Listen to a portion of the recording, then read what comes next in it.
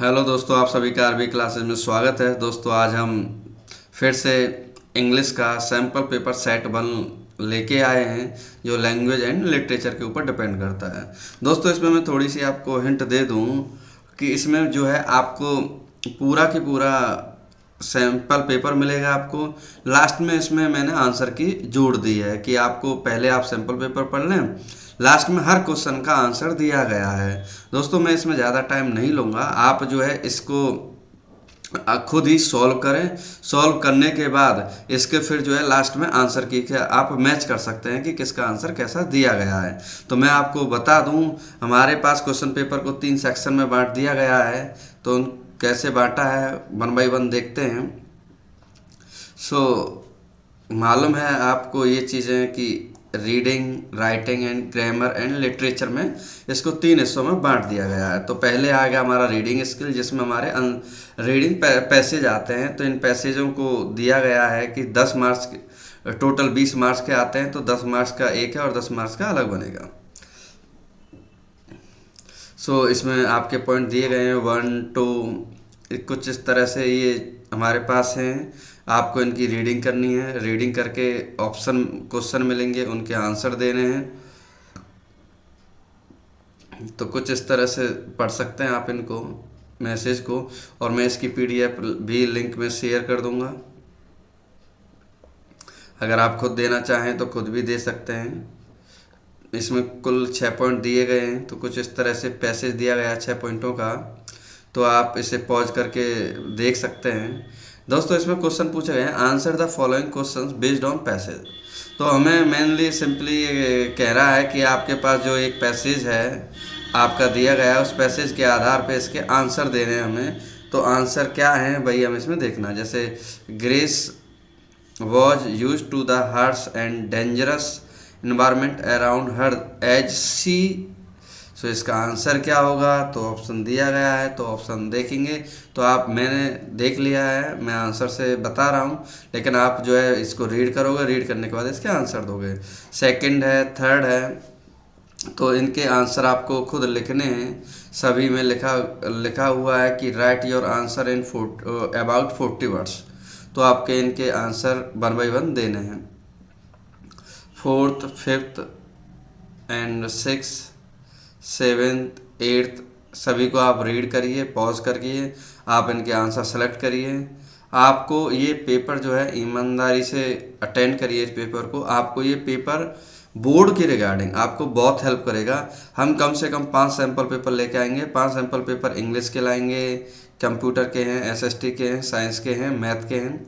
अगर और भी आपको अगर चाहिए तो आप हमें कमेंट करके बताइए, हम उसका कोशिश करेंगे उसका सैम्पल पेपर इस पर अपलोड करने की। दोस्तों हर सैम्पल पेपर का आंसर की होगा, लेकिन वो आंसर की लास्ट में दी गई होगी। मैं आपको पहले ही बता दे रहा हूँ, आंसर की सभी की लास्ट में दी गई होगी, हम स्टार्टिंग में नहीं देंगे। नेक्स्ट हमारा अगला पैसेज है to read the following text. तो इसमें भी हमारे पास पैसेज दिया गया है, पैसेज के आधार पे हमें आंसर देना है। क्वेश्चन नंबर, इसमें भी हमारे 5 पॉइंट दिए गए हैं। 5 पॉइंट को हम रीड करेंगे, रीड करने के बाद हम इसमें क्या है आंसर देंगे सभी के।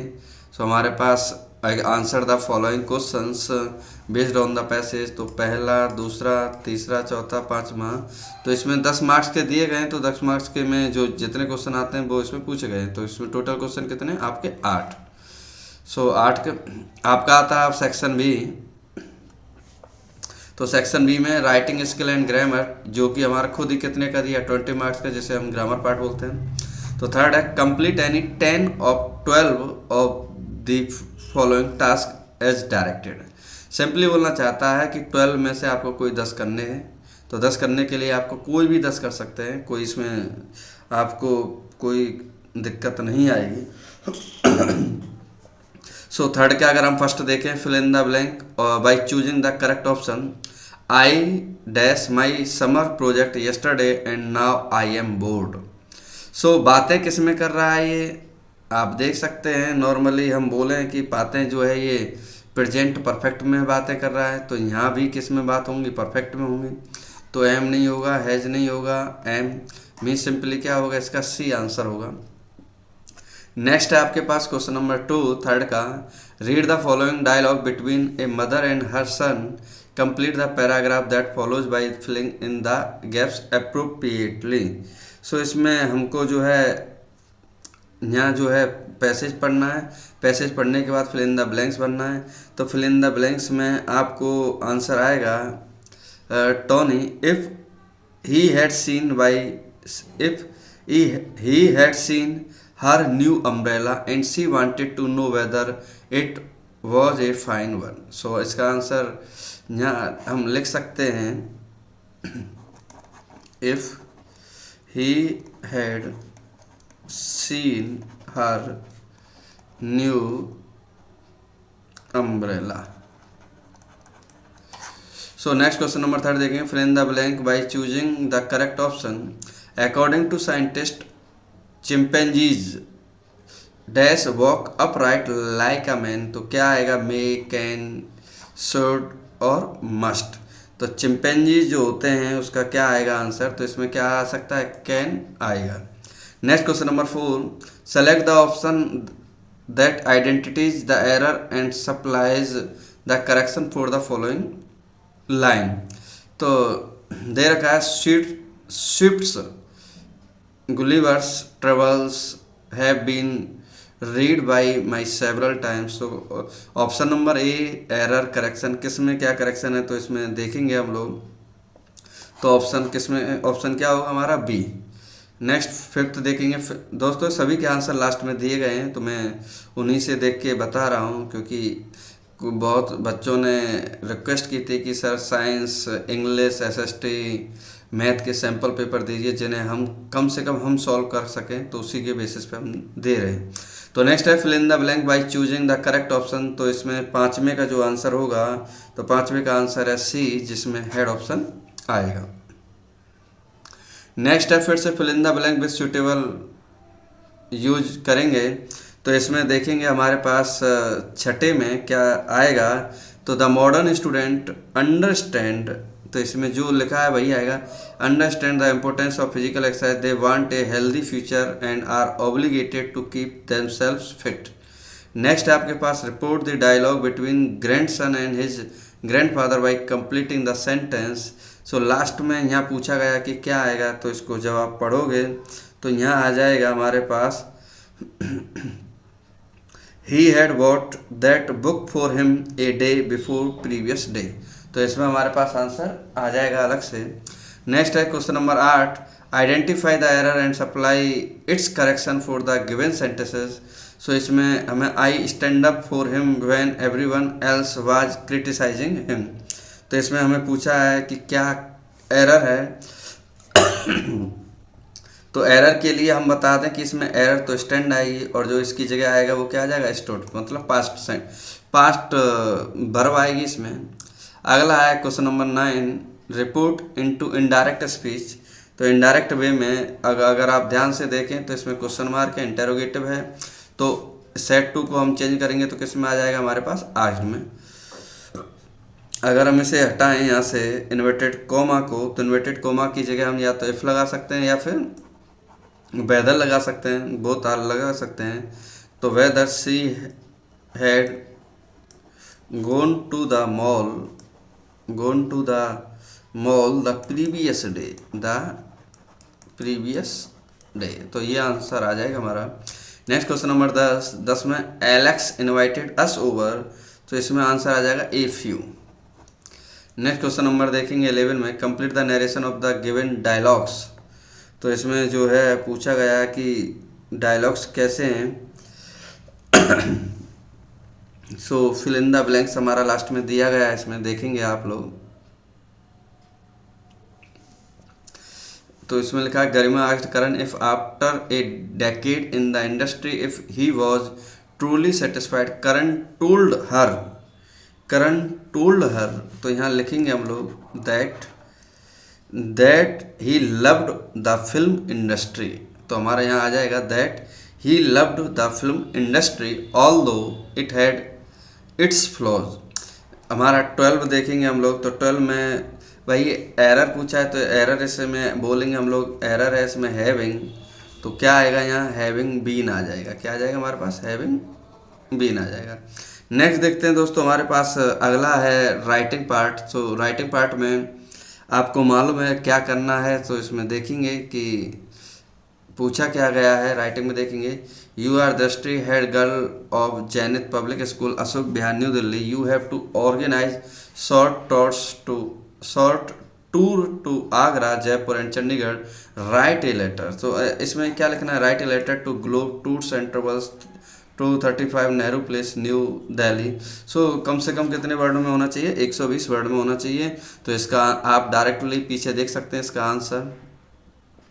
सेम इसमें आगे फिर से लेटर पूछा गया है, तो इसका भी आंसर आप दोनों को आंसर देख सकते हैं पीछे से। तो कैसे आंसर लिखते हैं वो भी आपको दिया गया है। क्वेश्चन नंबर अगर हम 5 से देखें तो 5वें का ए तो पूछा गया है इसमें simply analysis the given data and right an analytical paragraph in about 120 words. तो आप इसको पढ़िए और पढ़ने के बाद इसका आंसर दीजिए। पूछा गया है नॉर्मली 120 वर्ड्स का मीन सिंपली वो कहना चाहता है 1 पेज में इसको एक्सप्लेन करिए कि क्या है इसमें, कैसे है। नेक्स्ट देखते हैं दोस्तों, इसी में 5 का ए के बी भी है एक पार्ट।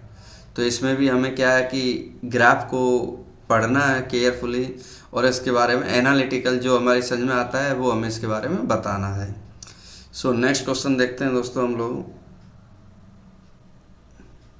सेक्शन सी हमारे पास literature text book and supplementary reading text, जो कि हमारे पास बेहतरीन है। 40 नंबर का क्वेश्चन है। Read the given extracts and answer the questions for any one of two. हमसे पूछा गया है ए और बी 2 पार्ट हैं, तो उनमें से किसी एक का आंसर देना है।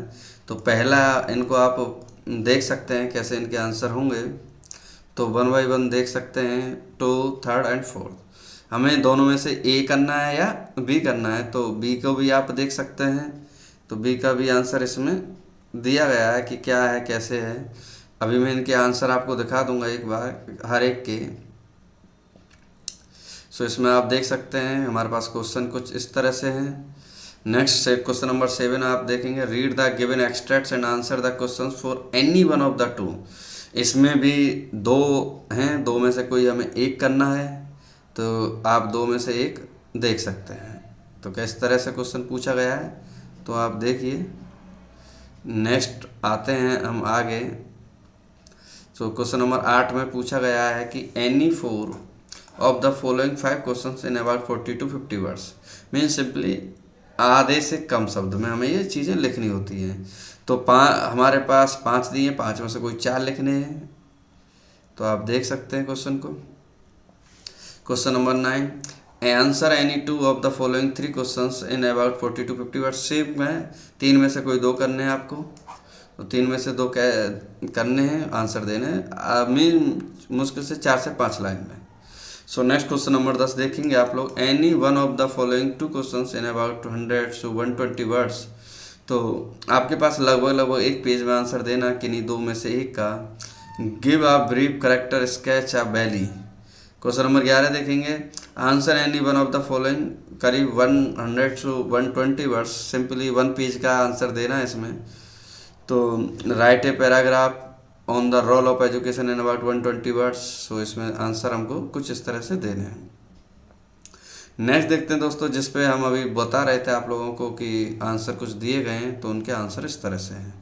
तो इसमें हर क्वेश्चन का आंसर दिया गया है, तो आप इनको बड़े ही ध्यान से पढ़िए और देखिए कि कौन सा हमारा खुद ही मतलब मीन सिंपली खुद ही पेपर को एनालिसिस करिए। हमें ये नहीं है कि अब इस टाइम जो हम किसी का इंतज़ार करें, आप खुद ही वेट करिए कि भाई मैंने जो पेपर किया है वो पेपर में मैंने कितना सही किया, कितना गलत किया है। खुद ईमानदारी से इसमें मतलब अपना खुद जब चेक करें अपने खुद की मेंटलिटी को, तो उसमें ईमानदारी बरतें कि हाँ चलो थोड़ा बहुत किया है तो स्टेप मार्किंग के नंबर, जो ऑप्शन गलत है वो ऑप्शन गलत ही माने, उसमें कहीं भी कोई करेक्शन ना करें। सो आप हर एक को बारीकी से देखिए क्वेश्चन को और समझिए क्वेश्चन क्या पूछा जा रहा है और क्या आंसर है हमारा। सो इसमें आगे देखते हैं, जो एप्लीकेशन हमारे पास एक लेटर था उस लेटर को देख सकते हैं, इसमें दिए गए हैं। हर अथवा करके जो और भी ऑप्शन है उन सभी के आंसर इसमें बाकायदा दिए गए। एक्सप्लेनेशन बहुत अच्छे से बताई गई है इसमें। तो इसमें देख सकते हैं अभी हमारा ये सेट 1 है, आगे सेट 2 भी आएगा इंग्लिश ग्रामर, इंग्लिश लिटरेचर का। सो आप कम से कम पेपर में बेहतरीन नंबर लाइए, उम्मीद कर रहे हैं ये पेपर के आपके हेल्प करेगा। सो दोस्तों इस तरह से ये जो है हमारा पूरा फिनिश होता है।